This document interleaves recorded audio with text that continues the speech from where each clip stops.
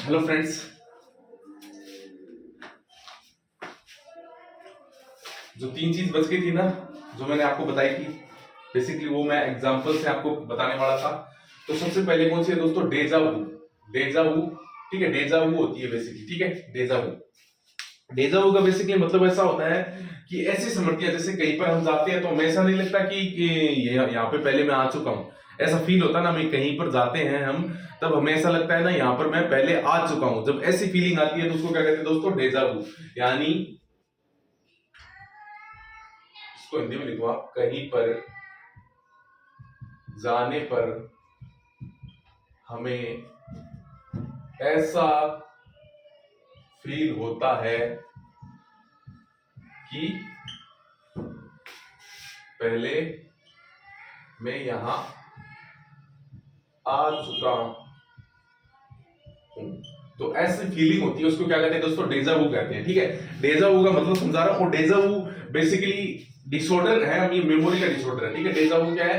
Memory का disorder है, ठीक है। मेमोरी के डिसऑर्डर के अंदर कहते हैं, डिसऑर्डर के अंदर हम पढ़ रहे हैं, डिसऑर्डर के अंदर कहते हैं, डिसऑर्डर के अंदर इसको पढ़ रहे हैं, ठीक है। डेजा वू को, तो डेजा वू के अंदर बेसिकली होता है क्या दोस्तों? डेजा वू के अंदर ये देखने को मिलता है कि इसके अंदर क्या होता है कि जो फेमिलियर होता है ना, उसको अनफेमिलियर कर दिया जाता है। यानी जो फेमिलियर होता है, जैसे अपने परिवार के लोगों को ये क्या कहता है? पहचानने से मना कर देता है। जैसे अपने परिवार के लोगों को क्या कर देता है? पहचानने से मना कर देता है, ठीक है। तो इसमें ये क्या करता है दोस्तों? फेमिलियर को अनफेमिलियर कर देता है। यानी फेमिलियर होता है ना, फेमिलियर, फेमिलियर को क्या कर देता है? फेमिलियर टू अनफेमिलियर, ठीक है। अनफेमिलियर, फेमिलियर को अनफेमिलियर कर देता है। यानी वो उसको क्या करता है कि उसकी स्मृति में वो चीजें गायब हो जाती है कि ये क्या है कि मेरा कुछ लगता है या रिश्तेदार है, ऐसा उसको मतलब लगता नहीं, उसको उसको वो चीजें खत्म हो जाती है। यानी वो अपने परिवार वाले, अपने रिश्तेदार होते हैं ना, उनको पहचानने से मना कर देता है, उसके अंदर से वो स्मृतियां निकल जाती है। तो उस कंडीशन को क्या कहते हैं दोस्तों? डेजा वू कहते हैं। और इसका मतलब वैसे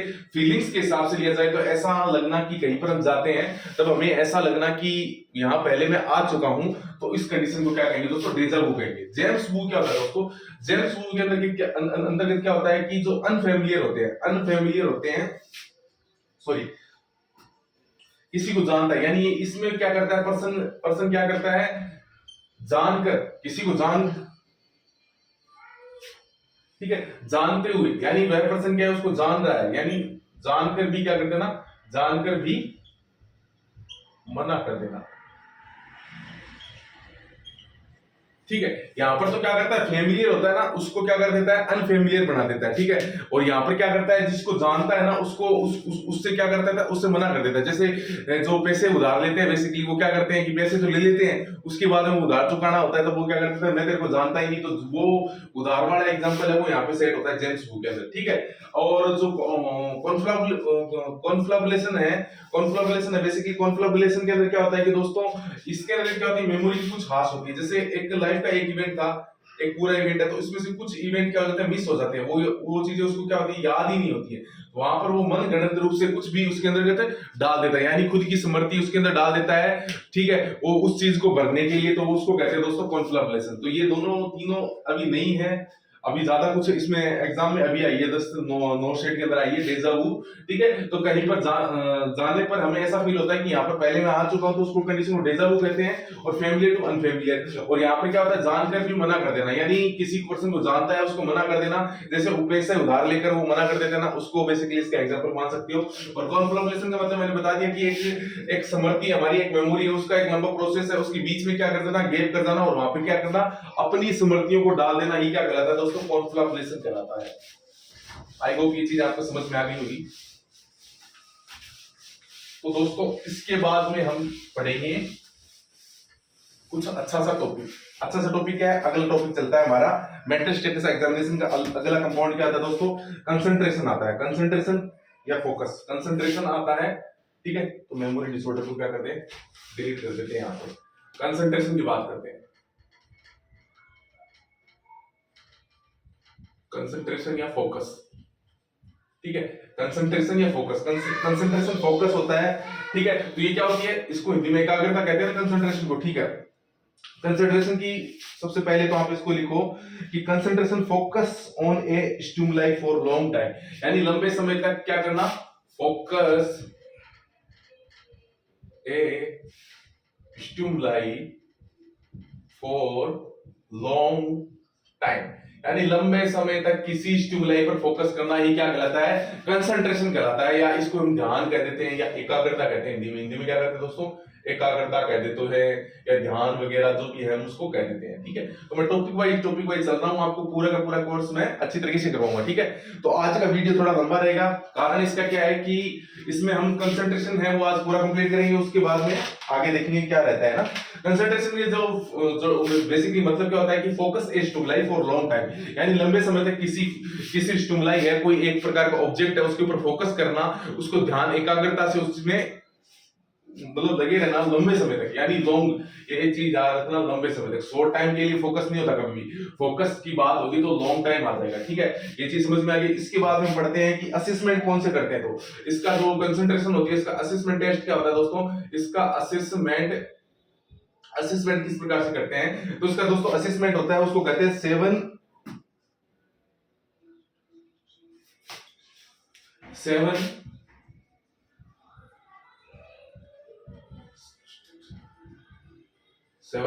सबस्ट्रक्शन टेस्ट कह दो या 5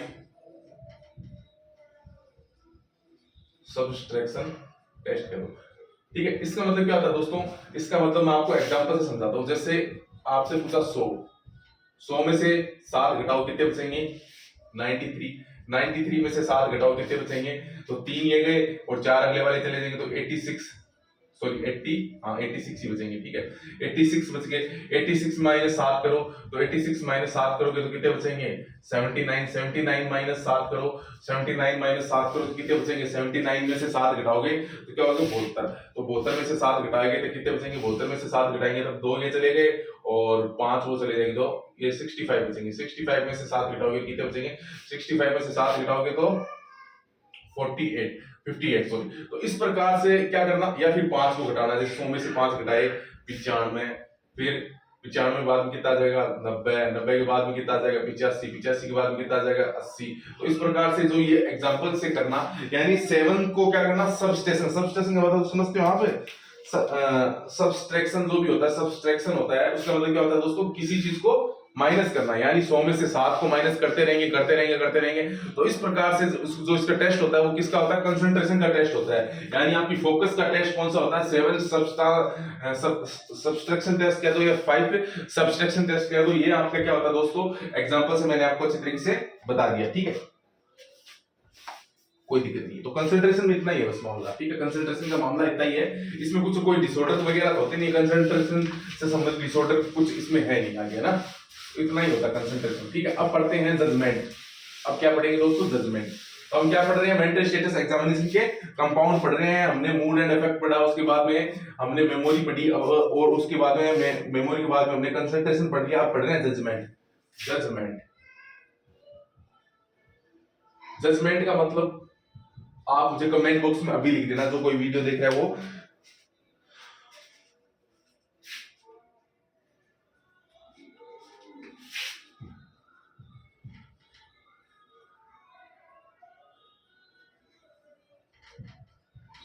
इवैल्यूएशन टू अदर, यानी दूसरों को इवैल्यूएट करना या दूसरों पर क्या करना, दूसरों पर के प्रति क्या करना दोस्तों, अवेयर रहना क्या कहलाता है, आपका जजमेंट कहलाता है। जजमेंट क्या कहलाता है दोस्तों, जजमेंट का मतलब ये नहीं होता कि आप किसी चीज को जज कर रहे हो।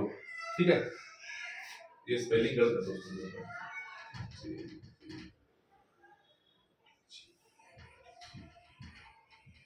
ठीक है, ये जजमेंट की स्पेलिंग है JUDGEMENT, ये एन हो रहा है बीच में, थोड़ा ऐसे लिखा जाता है वैसे। ठीक है, जजमेंट क्या होता है दोस्तों, इवैल्यूएट टू अदर, यानी दूसरों को क्या करना, दूसरों के बारे में अवेयर रहना, ही क्या कहलाता है, जजमेंट कहलाता है। जजमेंट आपका जो पॉइंट, आप इसको ऐसा समझ रहे होगे कि मैं जो मेरा पॉइंट व्यू रख रहा हूं वो जजमेंट है, ऐसा नहीं है। जजमेंट होता है दूसरों के प्रति अवेयर रहना, यानी इवैल्यूएट टू अदर, दूसरों के प्रति अवेयर रहना, दूसरों के बारे में अवेयर रहना ही जजमेंट कहलाता है।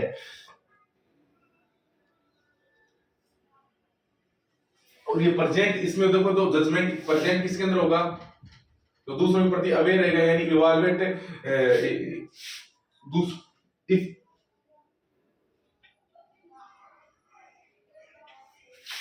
कोई पर्सन है वो दूसरों के प्रति क्या होगा, जागरूक रहेगा, यानी इवैल्यूएट रहेगा टू अदर। तो वो पर्सन क्या होगा दोस्तों, इफ यहाँ पे लगाना, इफ इवाल्वेट टू अदर, दूसरों के प्रति इवाल्वेट है तो वो क्या है, उसमें जजमेंट क्या है दोस्तों, प्रेजेंट है। और अब्सेंट किस में होगी, अब्सेंट किस में होगी, if not evaluate to other, दूसरों के प्रति वो अवेयर नहीं है तो उसको क्या कहेंगे, अब्सेंट रहेगी, कि भाई इसके अंदर जजमेंट है वो उपस्थित नहीं है, जजमेंट है वो उपस्थित नहीं है, तो जजमेंट का भी खेल इतना ही है, ठीक है, जजमेंट का भी खेल इतना ही है। अब अगली जो चीज है, जो भी है अगला, अगला बेसिकली हमारा मेंटल स्टेटस एग्जामिनेशन का पाउंड है इनसाइट, इनसाइट, इसके बारे में तो आपने अच्छी तरीके से पढ़ा होगा नर्सिंग के अंदर। इनसाइट क्या होती है, इनसाइट क्या होती है, देखो इनसाइट को समझना कि अपने अंदर किसी भी चीज को लेकर जो भी मतलब राय बनती है ना, उसी को इनसाइट कहते हैं एक्चुअली में, कि हमारे अंदर इनसाइट प्रेजेंट है कि नहीं प्रेजेंट है, हमारे को पता है कि नहीं पता कि भाई एक्चुअली में ऐसा हो क्यों रहा है, ऐसा कोई मेरे को कोई प्रॉब्लम है, जो मतलब हम उस चीज के प्रति जागरूक कितने हैं, वो हमारी इनसाइट कहलाती है। जागरूकता ही क्या कहलाती है, इनसाइट कहलाती है। तो देखो इनसाइट के बारे में बताता हूं, इवॉल्वेशन टू सेल्फ यानी खुद में जागना, evolution to self, evolve to self यानी खुद के अंदर क्या करना, जागना, खुद में जागना, ऐसा भी लिख सकते हो, खुद में जागना। यानी आपको पता है कि मेरे अंदर क्या प्रॉब्लम, मैं कह रहा हूं ना, आपके अंदर भाई क्या दिक्कत है, क्या समस्या, आप अपने आप को जानते कितना, वो आपकी इनसाइट कहलाती है, ठीक है, वो आपकी क्या कहलाती है दोस्तों, इनसाइट कहलाती है, ठीक है, इनसाइट कहलाती है। प्रेजेंट इनसाइट होती है या फिर एब्सेंट होती है, या तो इनसाइट क्या होगी, प्रेजेंट होगी, या तो कोई पर्सन है, जैसे आपने साइकोसिस और न्यूरोसिस नाम के दो डिसऑर्डर पढ़े, तो इसमें एग्जांपल में लिख लेना कि जो साइकोसिस वाले होते हैं ना, साइकोसिस वाले, साइकोसिस और जो न्यूरोसिस, दो प्रकार की बीमारियां होती है न्यूरोसिस, ठीक है, ये किसके अकॉर्डिंग होती है दोस्तों, इंडियन क्लासिफिकेशन मेंटल डिसऑर्डर की क्लासिफिकेशन होती है, उसके अंतर्गत होती है साइकोसिस। साइकोसिस में क्या होता है दोस्तों, इनसाइट होती है ना, इनसाइट, इनसाइट होती है, वो क्या होती है दोस्तों, अपसेट होती है, अपसेट होती है, अपसेट होती है। कारण इसका क्या होता है कि सिजोफ्रेनिया, मेनिया वाले पर्सन को पता ही नहीं होता कि उसको कोई प्रॉब्लम है या नहीं है, उसको बिल्कुल भी अंदाजा नहीं होता। जबकि न्यूरोसिस वाले होते हैं ना, उनको पता होता है कि मेरे को ये प्रॉब्लम हो रही है, यानी इनके अंदर क्या रहती है दोस्तों, इनसाइट होती है। इनसाइट मतलब उनके अंदर जागरूकता होती है, वो क्या होती है, प्रेजेंट होती है, ठीक है, बस इतना ध्यान रखना इसका एग्जांपल के तौर पर। तो क्वेश्चन अगर ये आ जाए कि भाई जो साइकोसिस वाली समस्या होती है उसके अंदर इनसाइट प्रेजेंट होती है या नहीं होती, तो आपको बताना है कि इसमें इनसाइट होती है, वो प्रेजेंट नहीं होती है, एब्सेंट होती है, और न्यूरोसिस के अंदर प्रेजेंट होती है। इनसाइट का मतलब होता है जागरूकता, जागरूकता भी लिख सकते हो, इसको कोई दिक्कत नहीं है, जागरूकता, इसको क्या लिख सकते हो, जागरूकता। जागरूकता या तो आपके अंदर क्या है, जागरूकता है, ठीक है, आप उस चीज को समझ पा रहे हो या फिर आप नहीं समझ पा रहे हो। अगर नहीं समझ पा रहे हो, आपके अंदर इंसाइट ही नहीं है, तो आप फिर उस चीज को कैसे समझोगे, ठीक है। जजमेंट के अंदर क्या होता है कि दूसरों के प्रति अवेयर रहना क्या कहलाता है, जजमेंट कहलाता है। दूसरों के प्रति अवेयर रहना जजमेंट कहलाता है। अगर आप दूसरों के प्रति अवेयर हो तो आप जजमेंट वाले पर्सन आपके अंदर क्या है, प्रेजेंट है। अगर अवेयर नहीं हो तो आप में एब्सेंट है। इनसाइट की बात करें तो क्या करना, दूसरों में झांकना यानी खुद में झांकना, सेल्फ में क्या करना, इवैल्यूएट करना। तो सेल्फ में इवैल्यूएट करना, जैसे मैंने बताया कि एक प्रकार की जागरूकता यानी खुद के प्रति एक प्रकार की जागरूकता होना, मतलब दूसरों की बात नहीं कर रहा। इनसाइट, इनका मतलब खुद, इनका मतलब क्या होता है, अंदर, साइड मतलब खुद के अंदर।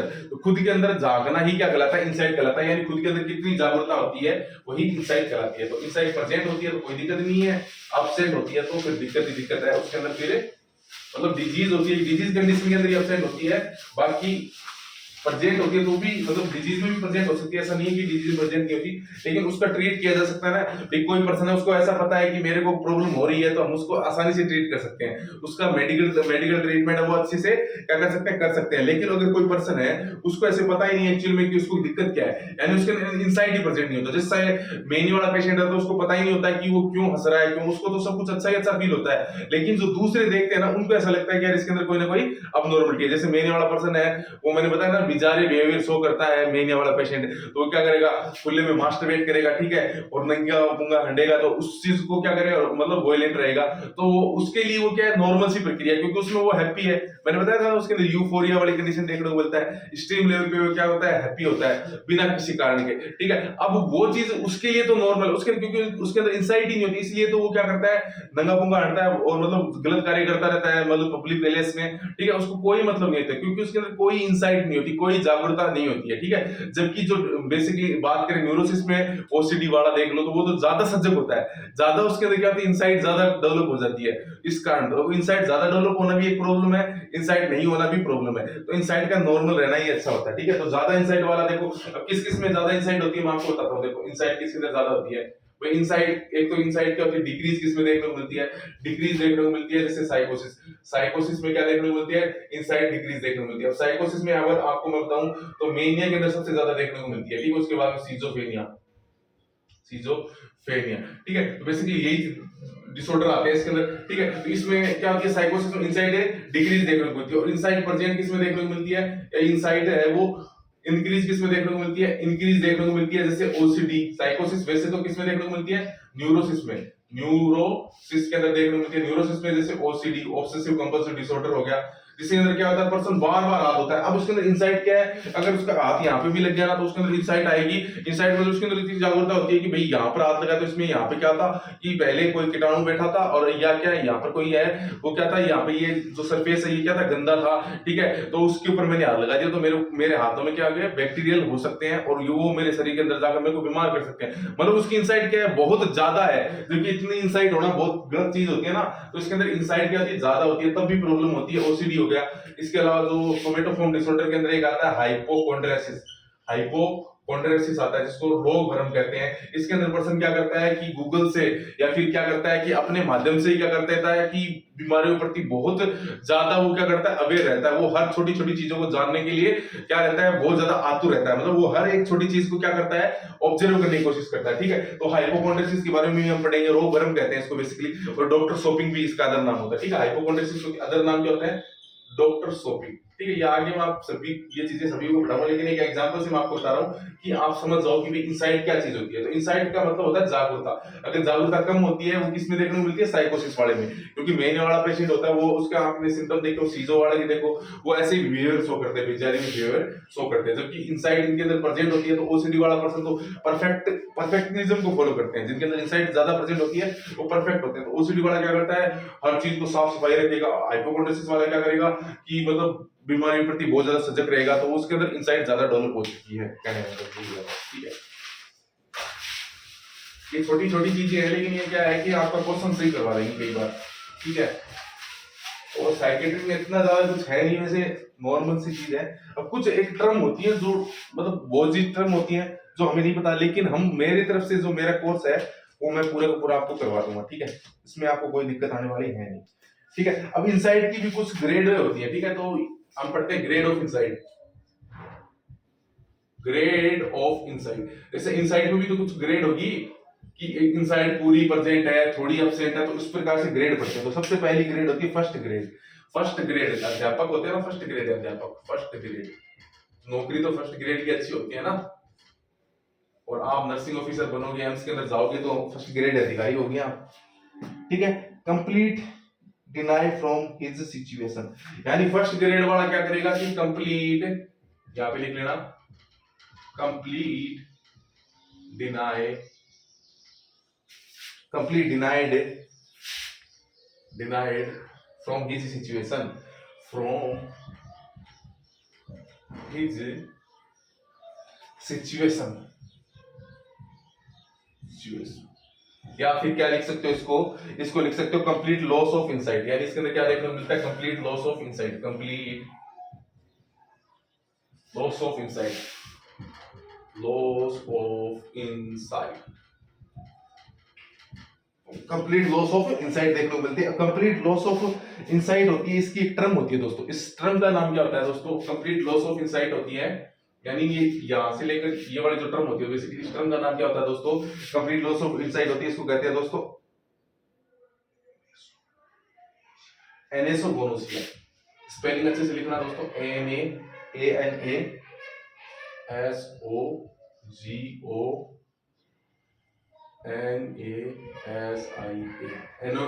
ये ठीक है। ये टर्म होती है, किस टर्म को कहते हैं दोस्तों, complete deny from his situation. यानी कोई पेशेंट है, जैसे पेशेंट है, मैं आपको पेशेंट का उदाहरण देता हूँ। पेशेंट में अंदर देखी जाती है, पेशेंट हमारे पास आया, उसको कोई प्रॉब्लम होनी है, मान लो उसको क्या कर रहा है, वो बिजारे बिहेवियर शो कर रहा है, ठीक है, बिजारे बिहेवियर शो कर रहा है, यानी वो मेनिया पेशेंट है। अब वो क्या कर रहा है कि complete deny from his situation, वो कह रहा है कि मेरे कोई दिक्कत ही नहीं है, आप दिखाने काम में मेरे को हॉस्पिटल में लेके आ रहे हो, ठीक है, वो कह रहा है कि मेरे तो कोई दिक्कत ही नहीं है, जबकि उसको दिक्कत है, दिक्कत दूसरों को नजर आ रही है, लेकिन वो क्या कर रहा है, वो तो मना कर रहा है कि मेरे को कोई दिक्कत नहीं है, आप दिखाने का में क्या कर रहे हो, मेरे को हॉस्पिटल में लेके आ रहे हो, क्यों लेके आ रहे हो मेरे को हॉस्पिटल में, और क्यों मेरा ट्रीटमेंट करवा रहे हो, मेरी कोई दिक्कत नहीं है। ऐसा जो पर्सन होता है जो क्या कर रहा है कि बेचारे बिहेवियर शो कर रहा है या फिर किसी भी प्रकार के अंदर उसके अंदर हमें अबनॉर्मलिटी देखने को मिलती है, लेकिन वो खुद कहता है कि मेरे को कोई दिक्कत नहीं है, आप क्यों बेफालतू में मुझे हॉस्पिटल लेके जा रहे हो, और वहां पर वो क्या करता है, वॉयलेंट रहता है, फालतू, मतलब वो ज्यादा उसके अंदर क्या होता है, अग्रेशन देखने को मिलता है। उसको क्या कहते हैं दोस्तों, एनेसोगोनिया, एनेसोगोनेसिया कहते हैं, एनेसोगोनोसिया कहते हैं, इसके स्पेलिंग देख लेना दोस्तों, एनेसोगोनोसिया। तो ये क्वेश्चन है वो दोस्तों नोट सेट के अंदर आया हुआ है दोस्तों, नोट सेट के अंदर आया हुआ क्वेश्चन है कि एनेसोगोनोसिया किसे कहते हैं। तो एनेसोगोनोसिया क्या होती है दोस्तों, फर्स्ट ग्रेड का क्या होता है, इंसाइट होती है, इसके अंदर क्या होता है कि पेशेंट होता है वो कंप्लीटली डिनाई कर देता है अपनी सिचुएशन से, अपनी डिजीज से, अपनी किसी भी प्रकार की चीज की लिए। अब बात करते हैं सेकंड ग्रेड के अंदर, ठीक है, सेकंड ग्रेड। तो आपको तो फर्स्ट ग्रेड में जाना है ना, बिल्कुल नहीं जाना आपको फर्स्ट ग्रेड में, आपको इस फर्स्ट ग्रेड में नहीं जाना, उस फर्स्ट ग्रेड में जाना है ना भाई। फर्स्ट ग्रेड जॉब के अंदर जाना है, इस फर्स्ट ग्रेड में थोड़ी जाना है कि आप कंप्लीटली डिनाई कर दो अपनी सिचुएशन से, ठीक है। स्लाइटली स्लाइटली अवेयर, इसके अंदर सेकंड ग्रेड के अंदर देखने को मिलता है कि slightly aware his her condition, his her condition, यानी वो स्लाइटली थोड़ा बहुत अवेयर होता है, स्लाइटली मतलब थोड़ा बहुत क्या होता है, अवेयर होता है। हिज डिजीज भी लिख सकते हो भाई, कुछ भी लिख सकते हो, वो कुछ भी सिचुएशन से क्या होता है, थोड़ा ही अवेयर होता है, यानी उसके अंदर कंप्लीटली, यहाँ पर तो क्या होता है, कंप्लीट डिनाई कर देगा, कह देगा यार मेरे को क्या दिक्कत है, दिखाने का मेरे को हॉस्पिटल लेके आ रहे हो, मेरे को कोई दिक्कत नहीं है। ऐसा मेनिया वाला पेशेंट करता है, मेनिया वाला पेशेंट ऐसा करता है कि उसको जब हॉस्पिटल लेके जाया जाता है ना, तो वहां वो जो आप वीडियो देखते हो ना, वो थप्पड़ मारने वाला कि मेंटल हॉस्पिटल में गए और पीछे से आके लाफा मार देता है, तो लाफा मारने वाला कौन होता है, मेनिया वाला पेशेंट होता है। वो क्या करता है, धर देता है, उसको कुछ भी पता नहीं होता, वो कहता है मेरे को कोई दिक्कत ही नहीं है, दिखाने का मेरे को लेके आ रहे हो, जबकि उसका जो व्यवहार देखो आप, उसका मतलब गंदे से कपड़े पहनता है, ठीक है, मतलब अच्छी साफ सफाई बिल्कुल भी नहीं रखता, ठीक है, और उसको मतलब कुछ पता ही नहीं होता, उसके अंदर इनसाइट लॉस रहती है, तो कंप्लीटली लॉस ऑफ इनसाइट रहती है उसके अंदर, या फिर completely deny from his situation, उसको ग्रेड फर्स्ट के अंदर रखा गया है। तो इसके अंदर इस कंडीशन को क्या कहते हैं दोस्तों, एनेसोगोनोसिया कहते हैं, ठीक है, एनेसोगोनोसिया कहते हैं, ये नोट शीट के अंदर आया हुआ है। और इस डिनाई से क्या होता है, थोड़ा अवेयर होता है, इससे थोड़ा अवेयर होगा। यहाँ पर यही चीज बताने की कोशिश कर रहा हूं कि फर्स्ट ग्रेड से ये सेकंड ग्रेड वाला क्या होता है, थोड़ा सा अवेयर होता है। अब बात करते हैं थर्ड ग्रेड की।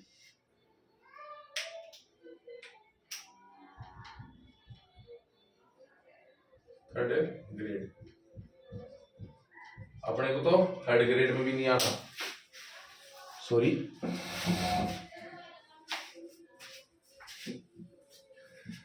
ठीक है दोस्तों, फर्स्ट ग्रेड सेकंड ग्रेड समझ गए, थर्ड ग्रेड। थर्ड ग्रेड में क्या होता है दोस्तों, complete aware his and her condition, complete aware his her situation क्या, तो डिजीज क्या, तो जो अभी है आप लिख लीजिएगा, ठीक है, complete aware her his and her situation, but blame to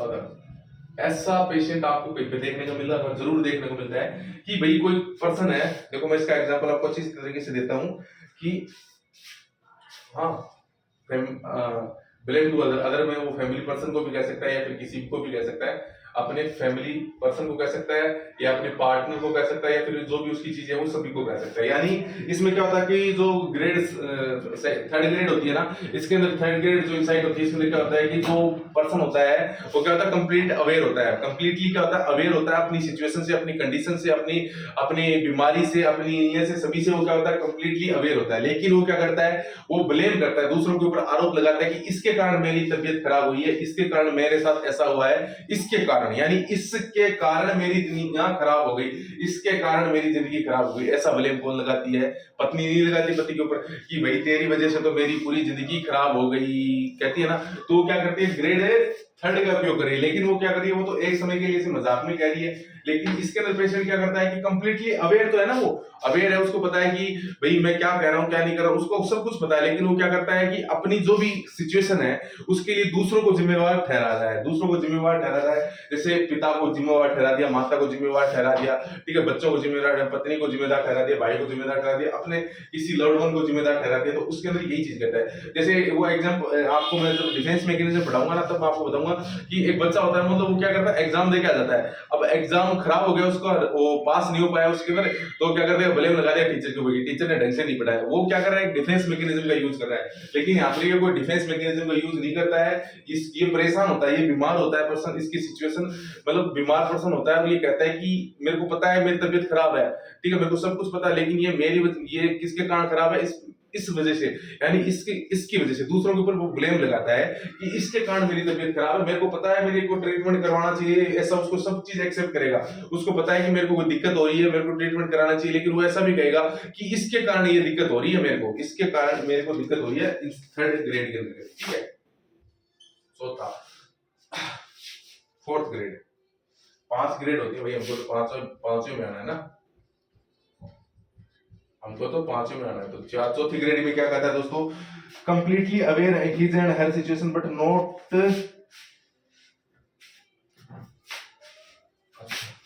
इसके अंदर भी कंप्लीट है, completely aware his her situation,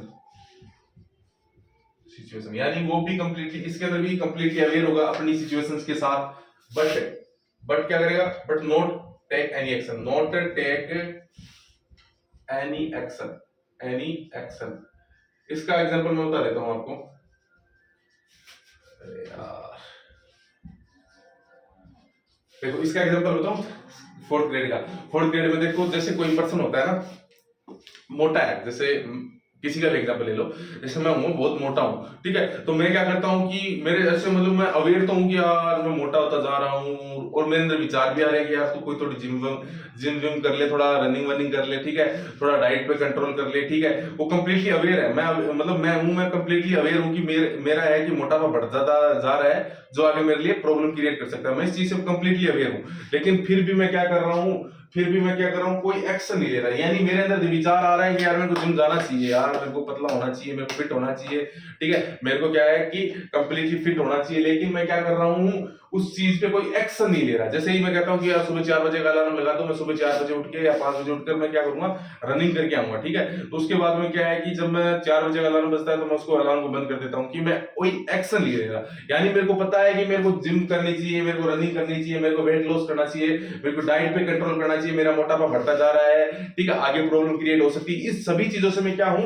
completely aware हूं, मेरी कंडीशन से कंप्लीटली अवेयर हूं, लेकिन मैं कोई एक्शन नहीं ले रहा उसको कम करने के लिए, यानी उसको सही करने के लिए मैं कोई एक्शन नहीं ले रहा। तो ये किसके अंदर आते हैं, फोर्थ ग्रेड के अंदर आती है, यानी completely aware his and her situation but not take any action, ठीक है, but not take any action. तो अब बात करते हैं फिफ्थ ग्रेड की बात करते हैं। और फिफ्थ ग्रेड में क्या होता है दोस्तों, फिफ्थ ग्रेड में क्या होता है, completely aware is her and start take action and maintain the action, ठीक है। तो इसके अंदर क्या होता है दोस्तों, एक्शन लेता है, completely aware is her condition, situation कह दो, कंडीशन कह दो, डिजीज कह दो, एंड टेक एक्शन लेता है, and maintain action, and maintain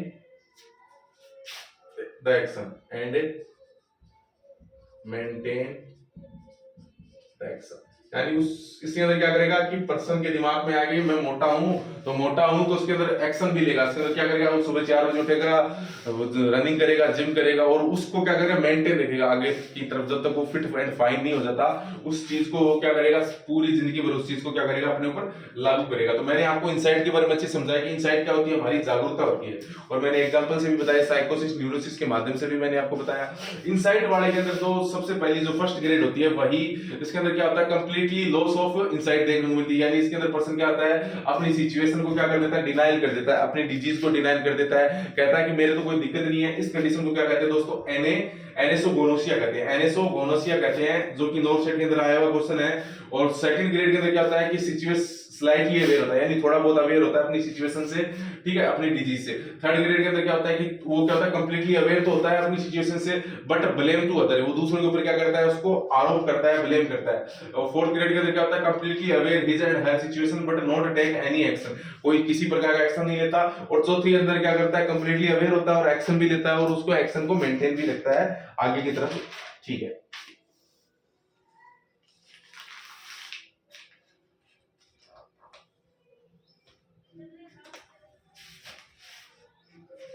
ठीक है, कोई दिक्कत?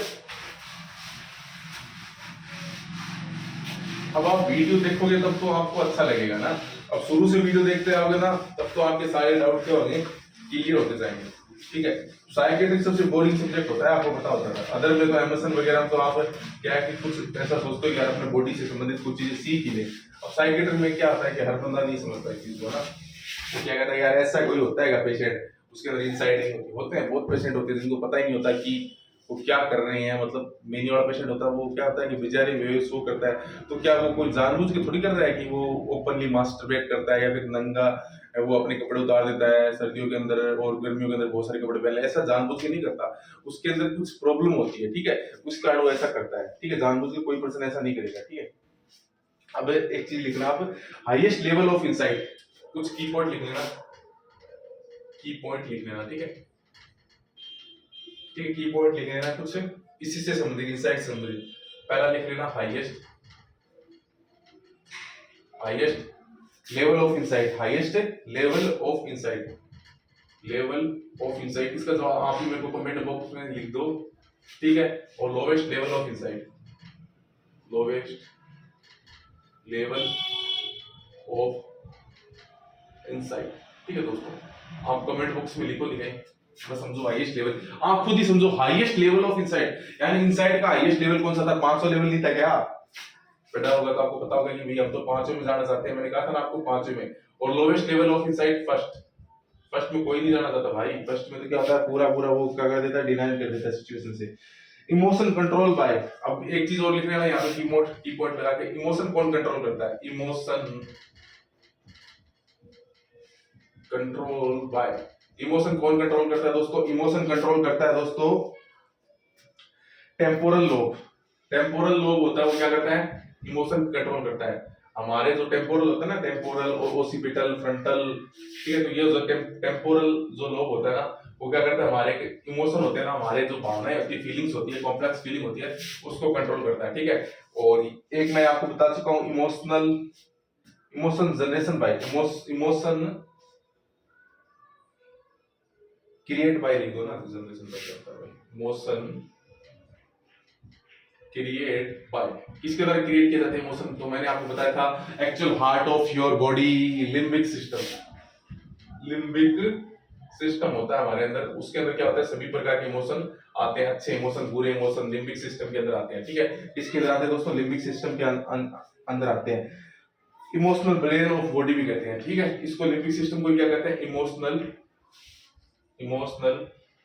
ब्रेन ऑफ बॉडी, यानी इमोशनल ब्रेन होता है हमारी बॉडी का लिम्बिक सिस्टम, ठीक है। लिम्बिक सिस्टम में हमारे क्या होता है, इमोशनल ब्रेन ऑफ बॉडी होता है, ठीक है। और ऑल प्रकार के जो हेलुसिनेशन होते हैं ना, all hallucination are control by, all hallucination are control by, किसके द्वारा कंट्रोल होते हैं दोस्तों, कंट्रोल बाय टेम्पोरल लोब, जो टेम्पोरल लोब,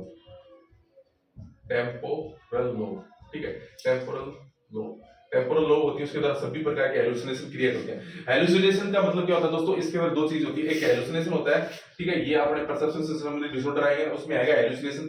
हेलुसिनेशन हमारे जो 5 सेंसरी ऑर्गन होते हैं ना, उससे संबंधित क्या होते हैं, मतलब उसके अंदर क्या होता है कि पर्सन होता है कि बिना किसी ऑब्जेक्ट के प्रेजेंट की, मतलब बिना किसी ऑब्जेक्ट की उपस्थिति के, यानी कोई ऑब्जेक्ट उपस्थिति नहीं है, फिर भी वो 5 सेंसरी ऑर्गन होते हैं, उसके माध्यम से उस चीज को क्या करता है कि फील करता है, या फिर उस चीज को, जैसे विजन में उसको दिखेगा, कोई चीज उपस्थित नहीं है उसको दिखेगा, ठीक है, कोई चीज है नहीं, फिर भी कोई आवाज आ नहीं रही लेकिन उसको सुनाई देगी, ठीक है। मतलब जो हमारे सेंसरी ऑर्गन होते हैं ना, आंख नाक कान जो भी होते हैं, स्किन वगैरह, उसको वो चीजें महसूस होंगी, वो हेलुसिनेशन होता है, ठीक है। एक होता है हेलुसिनेशन होता है, एक इल्यूजन होता है। इल्यूजन में क्या होता है कि ऑब्जेक्ट प्रेजेंट होता है लेकिन उसको हम क्या करते हैं, गलत परसीव कर देते हैं। जैसे रस्सी को सांप समझ लेना, रस्सी को सांप समझ लेना क्या कहलाता है, एक प्रकार का आपका इल्यूजन है, यानी वहां पर ऑब्जेक्ट तो प्रेजेंट है और उसमें इल्यूजन की बहुत प्रकार होते हैं, वो आगे पढ़ेंगे।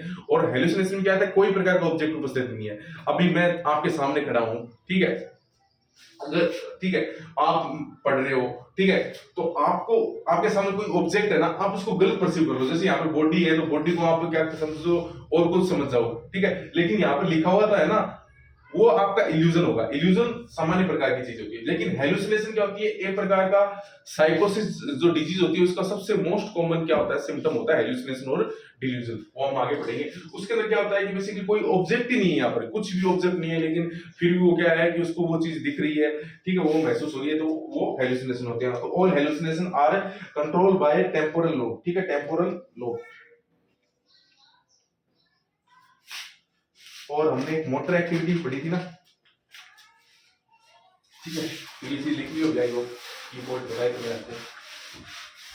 आज का वीडियो थोड़ा लेंथी होने वाला है, लंबा होने वाला है ना, आप कहोगे तो मैं इसको शॉर्ट भी कर दूंगा, मेरे कोई दिक्कत वाली बात है नहीं, ठीक है। Motor activity, motor activity, motor activity समझते हो, साइकोमोटर एक्टिविटी जो भी आप समझते हो, साइकोमोटर एक्टिविटी, ठीक है।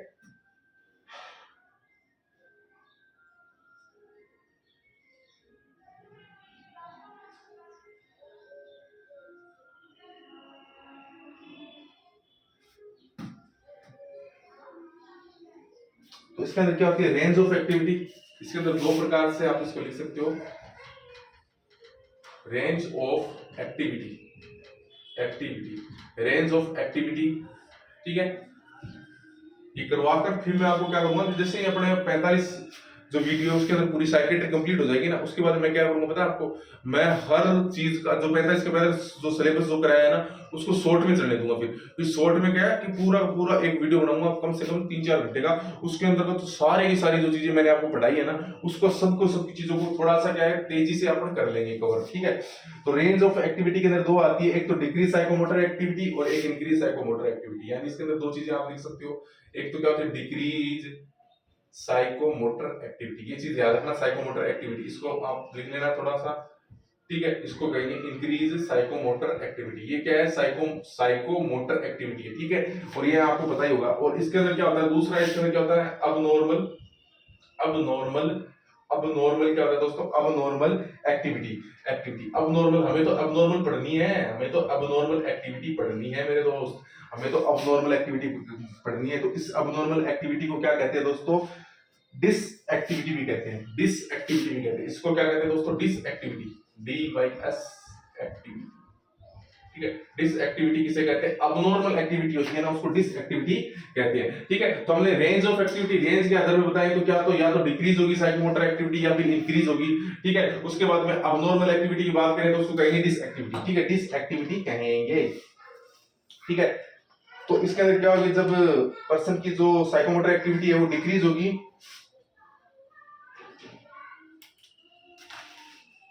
ठीक है, तो उसको क्या कहेंगे, उस कंडीशन को क्या कहेंगे, जब साइकोमोटर एक्टिविटी है वो डिक्रीज होगी, तो उस कंडीशन में क्या होगा, इफ पर्सन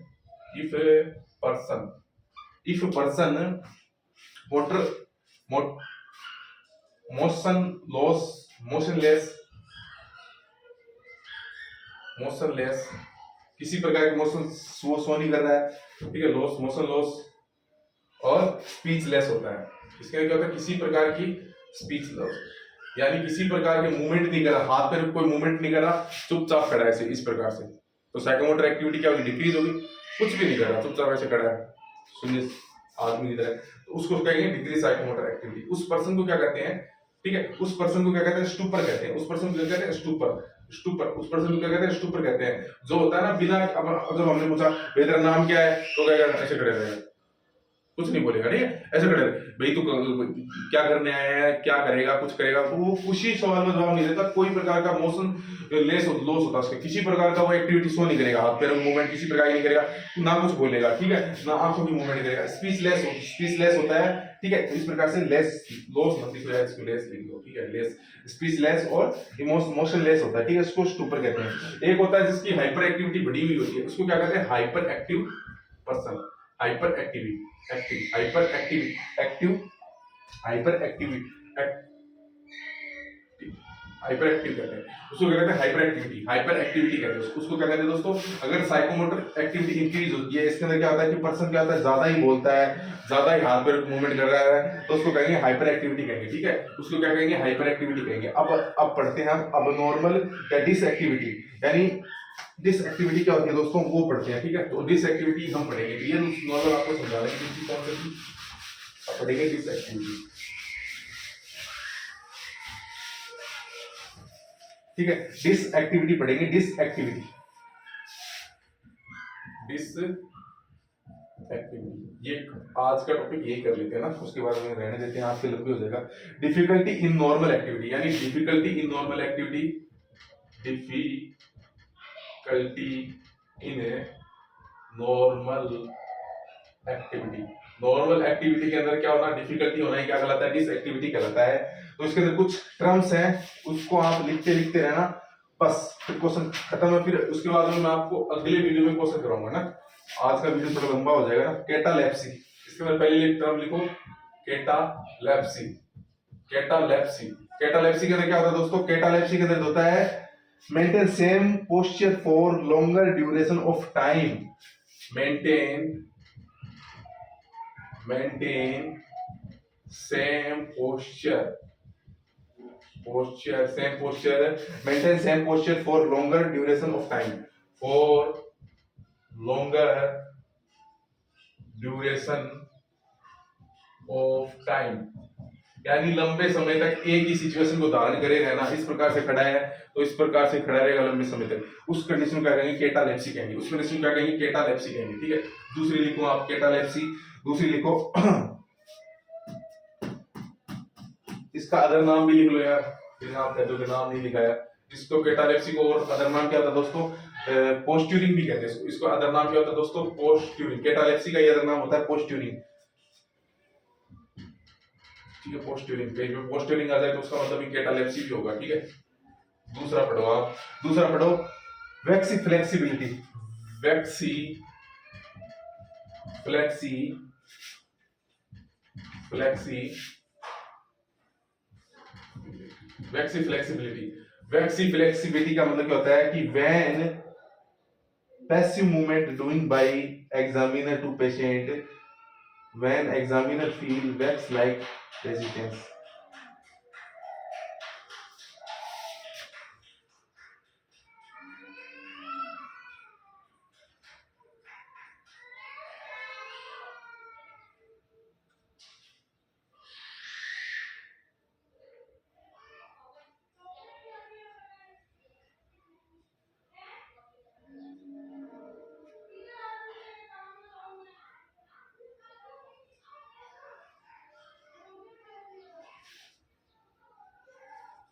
ठीक है, चलो ये आगे भी तक पढ़ेंगे थोड़ा सा। इसमें मेरे को कुछ क्या हो गया, कुछ थोड़ा चीजें समझ में नहीं आ रही, ठीक है। वो हम आगे की वीडियो में इसको अच्छी तरीके से क्या करेंगे, कवर करेंगे, ठीक है। डिस एक्टिविटी पढ़ेंगे, इसमें बहुत सारी डिस एक्टिविटी होती है, बहुत इंपॉर्टेंट है। और मैं आपको गलत पढ़ा दूंगा तो फिर आपकी दिक्कत हो जाएगी और मेरे को भी फिर दिक्कत हो जाएगी। तो मेरा ऐसा मानना है कि कोई चीज पढ़ाओ तो अच्छी तरीके से पढ़ाओ, अगले को क्या है समझ में भी आए, प्लस उसको क्या हो सही चीज पढ़ाओ ना। कोई चीज में हमें अगर अभी डाउट लग रहा है तो वो चीज हम आपको क्यों पढ़ाए, है ना। तो यही चीज के लिए बस, और कोई दिक्कत नहीं है। और अगर वीडियो अच्छा लगे तो चैनल को लाइक करना और शेयर करना। ओके।